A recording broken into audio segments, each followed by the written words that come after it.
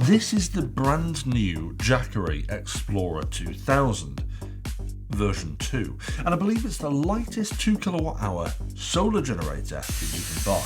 But although that in itself is worthy of a mention, it's not exactly why I'm sharing my thoughts on this with you. For some context, I'm currently renovating a house at the moment, and as such there's several problems that need solving, and one of those is a lack of electricity. Most of my wiring in the house currently looks somewhat dangerous.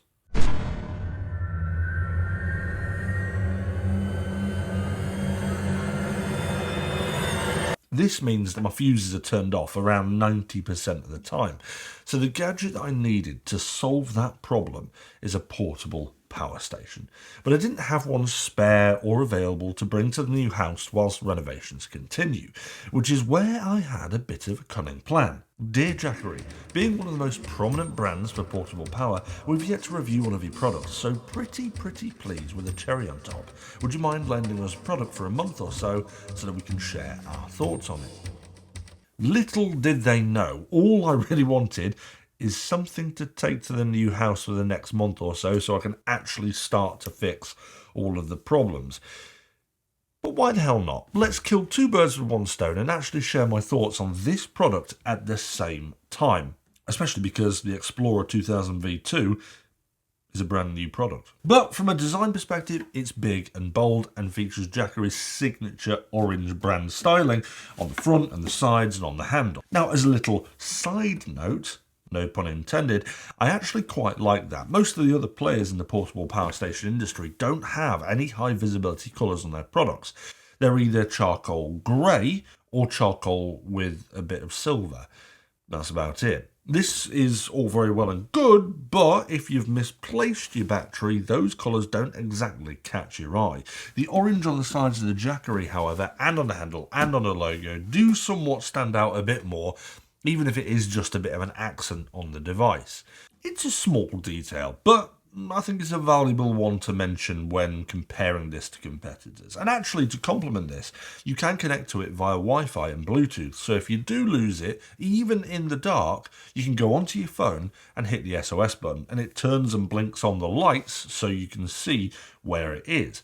Now, this light only has one colour, which is bright white, and although not particularly favourable for a warm nighttime mood, it is bloody bright. And it's quite good as a utility for me when working in tight spaces that are particularly dark, like the loft.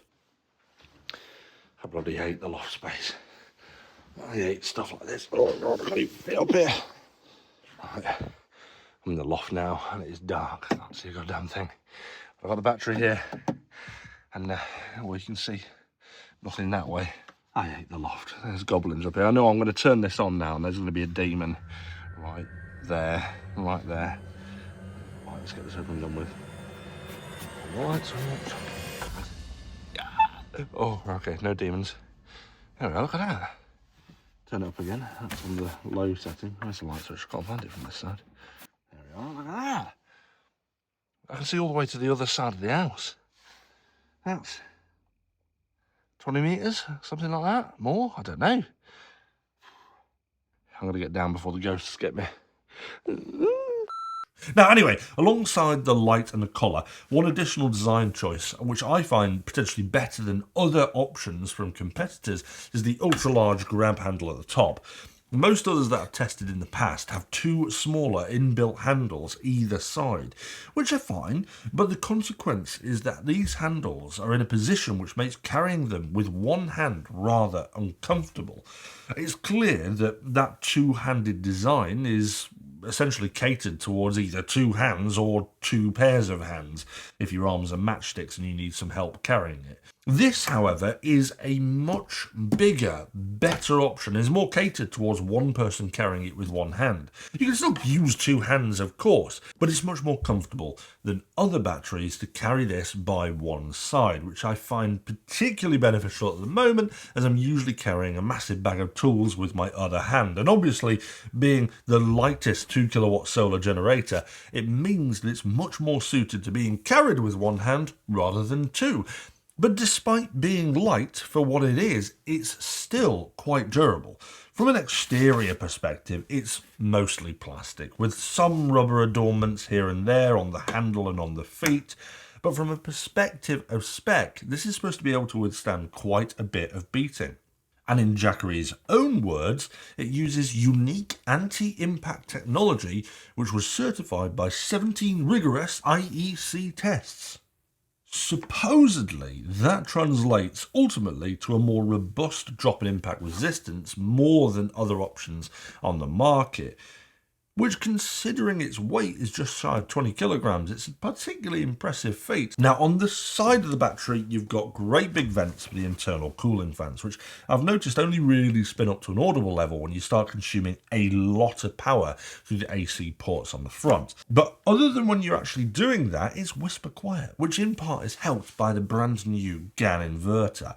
As you all know, GAN tech is right up there on my list of favourite tech, but what it means for the battery is that it's a lot more efficient and far better when it comes to thermals. Also on the side is an AC power input, which features 4 different charging options. On the fastest charge, which is the emergency supercharge mode, it's capable of charging in around an hour and 20 minutes, which is particularly useful when trying to sneak a little bit of charge from your local pub whilst having a pint. But if AC charging isn't available, then there is DC input for your car and solar input too. Not that we get any sun in the UK, mind. If you were charging via the sun in the UK, it might take you 6 to 8 months to get a full battery. But jokes aside, lastly, on the front, we have the outputs. You've got a DC 12 volt, which, let's be honest here, I've never ever used on a battery ever, and I haven't actually particularly used this type of charging in the past 2 decades, maybe? Am I wrong here? Does anyone actually still use the DC output on anything, other than some obscure dash cam that you might have, or if you've got a particularly old vehicle that's potentially due black plates anytime soon? Anyway, it also has a far more useful 30 watt USB-C and 100 watt USB-C port, which have been good for keeping some of my other gear charged, like my phone and laptop. And there's also a USB-A port, and perhaps the most important outputs, the 2 AC ports on the front. It's these AC outlets that have been making the most use of whilst I'm at the new house. Ultimately, they've been powering a ton of my equipment that requires an outlet. And the spec of these makes sure that I can power pretty much whatever I want. It's got an upper limit of 2,200 watts output, which means it'll power pretty much every tool that I've got, though. For example, it'll power my angle grinder, miter saw, scorpion saw, even my Tri-Bit Stormbox Blast 2, which I featured in a review a couple of months ago.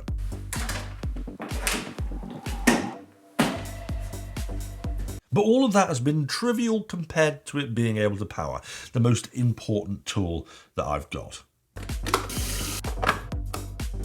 The kettle.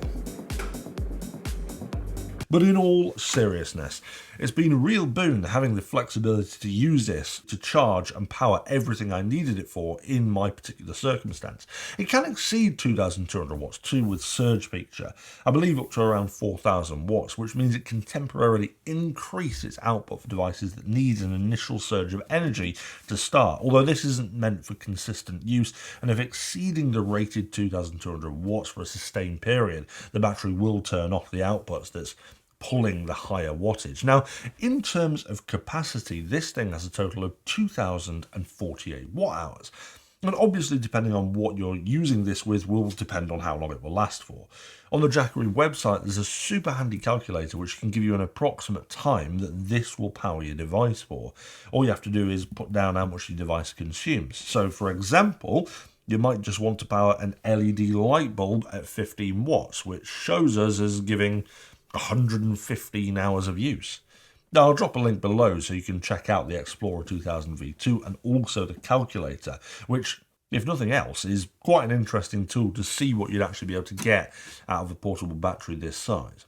But one of the great additions to this battery is Jackery's patented ultra-low self-discharge technology, By Jackery's accounts, it will only drain 5% in an entire year, which means that this can be charged up and left in the cupboard for emergency situations, which is fantastic for it to essentially be used as a backup battery around the home. It means that if you were to eventually have a power cut in the house, you could sleep easy at night knowing that this will have got or retained at least some of its charge. Dropping only just 5% over an entire year is crazy. It definitely has a much slower rate of discharge than other batteries I've tested, but as a disclaimer here, that's what it says on paper. Unfortunately, due to the nature of it being a particularly slow rate of discharge on its own, I'd have to wait an entire year to actually find out if that's true or not. So if you've got a Jackery Explorer 2000 V2 for backup power, let us know in the comments below if that's meeting expectations for you. Now, in terms of operation, everything's done through the simple 4-button options on the front, and the onboard display shows information about its current battery state and charging states. But if you want to up the game a little bit more, as I mentioned earlier, it has both Bluetooth and Wi-Fi control, and that means that you can essentially remotely control it and by association control any devices that are plugged into these ports to a degree. It sort of makes the whole thing work a little bit like a portable smart plug, although without integration into a smart home system. But if you're out camping, it means you can do things like potentially preheat your tent from outside it by turning on remotely some heater attached to it, or perhaps even camping lanterns attached to it so you can turn the lights on and off remotely. It's like a portable smart home. But other than this, there's not a lot of additional spice within the app. It's all very simplistic to use. And I think that's the whole point with this product. It's a very simplistic piece of kit to use, much like the entire Jackery range. They've got a heavy focus on just being a good, strong competitor in the portable battery market without trying to do too much. But where does this product sit within the industry and within the niche of portable power stations as a whole? Well, I think it sits slap bang in the middle. There's nothing particularly extraordinary about it, but it performs extremely well. Think of it like the Goldilocks of batteries. It's not too hot, it's not too cold.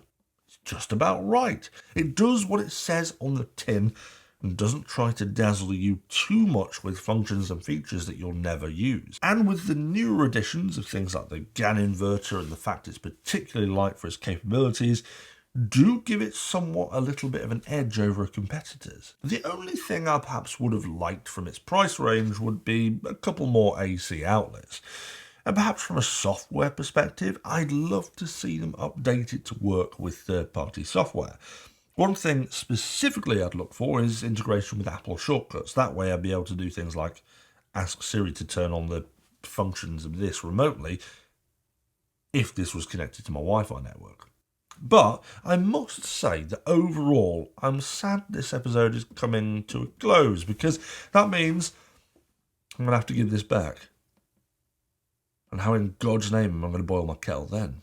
But to finish this episode off and give you a summary in a sentence, the Jackery Explorer 2000 version 2 is a great, solid device that does what it says on the tin and certainly won't disappoint with its slight lead over competitors as we move into 2025. But other than that, I hope you enjoyed today's episode, and if you found that it helped you decide if the Jackery Explorer 2000 version 2 is for you, then I'd appreciate you return the favour and hit that thumbs up and subscribe button.